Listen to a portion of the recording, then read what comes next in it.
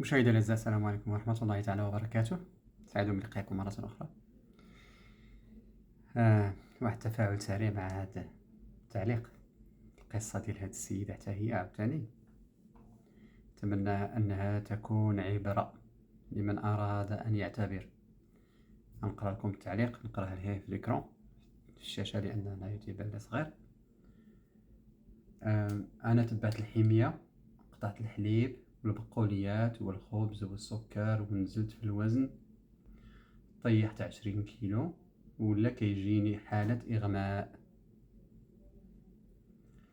كنوقف كنطيح، الجسم ديالي ولا ضعيف جدا، كيجيني جوع شديد، كل ساعة خصني ناكل، وحريق شديد في الراس وتنميل اليدين، ونعست في سبيطار وكيديروا الأكسجين، والحالة ديالي مفهموهاش الأطباء هنا في إسبانيا، ولكن هاد الشي جاني من بعد ما تبعت الحمية تدهورات صحتي بزاف.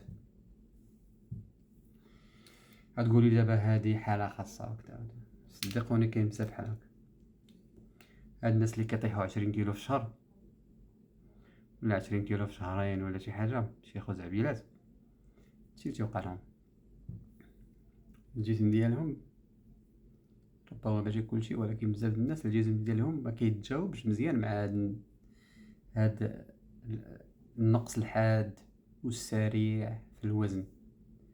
20 كيلو راه بزاف. 20 كيلو راه خصك ربما واحد 10 شهور، عام، باش خصك تنقصها في عام، يعني تفرقها على هاد مدة طويلة باش الجسم ديالك يتعود على داك الوزن الجديد. اما تهبط 20 كيلو بسرعة، ردة الفعل ديال الجسم راه تقد تكون خايبة، تؤدي الى هاد شنو قال هاد السيدة هادي. لان كما الوزن كيطلع ببطء، خصو يهبط ببطء باش الدماغ ديالك والجسم ديالك، ميتابوليزم الايض، الاستقلاب ديالنا كيتعود. اللي كتنقص 2 كيلو في الشهر، الجسم ديالك كيتعود عليها شويه بشويه، سينو الجسم غيدخل في واحد الحاله ايضيه ماشي هي هذيك، ويبقى تيسبب لك بزاف د المشاكل. كما دابا هاد السيد راه تيوقع بزاف ديال النقص في الفيتامينات والاملاح المعدنيه والخلل في الهرمونات وبزاف د الحوايج، ويقد يسبب كما دابا المشكل هاد السيده هذه. المشكل دابا ملي هاد الناس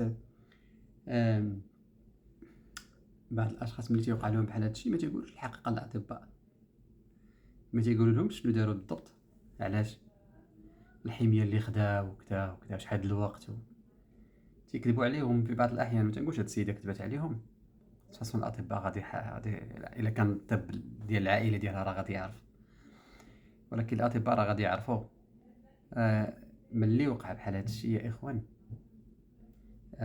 كما تنقولوا حنا، ملي طيح الفاس في الراس غير بقى ما تبقاش تكذب، قول سير عند الطبيب ديالك، قول له شنو كاين، شنو كاين، شنو كاين، ها الحميه اللي درت، ها شحال د الوقت، ها شحال كان فيا في الوزن، ها شحال ولا فيا، ها انا شوف شنو غدير لي. دونك انا كنحذركم دائما من هاد الحميات الغبيه هادي، وللاسف في بعض الاحيان تيوقعوا الكوارث اللي قد الانسان يوصل لنقطه لا رجوع في بعض الاعضاء ديالو، ولا يضربوا توصل لواحد المستوى ما تقدرش ترجع. يعني واخا الطبيب يغي يعاونك، ما تيكون فات الاوان، وهادشي الانسان ما خصوش يوصل له. الله يجزيكم بخير. اللي بغى يدير شي حميه يمشي عند واحد الخبير في التغذيه ولا خبيره في التغذيه ويدير الحميه.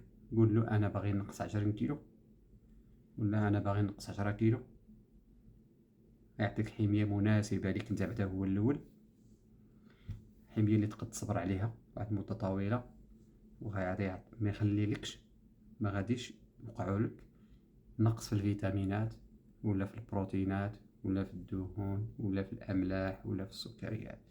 غاتيك حمله متوازنه غتنقص لك الوزن. راه الحميات كاملين تينقصوا الوزن، بس تعرف ديرها، خاص تكون داكشي يكون عندك مضبوط. دونك كنتمنى هاد الحاله هادي تكون عبره.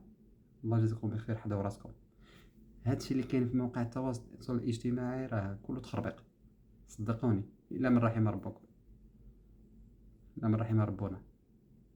راه الأغلبية ديال دوك الناس اللي كيعطيكم دوك الحميات الغبية راه ما فاهمينش علاش تيهضروا. حذاري ثم حذاري. حفظكم الله جميعا. السلام عليكم ورحمة الله.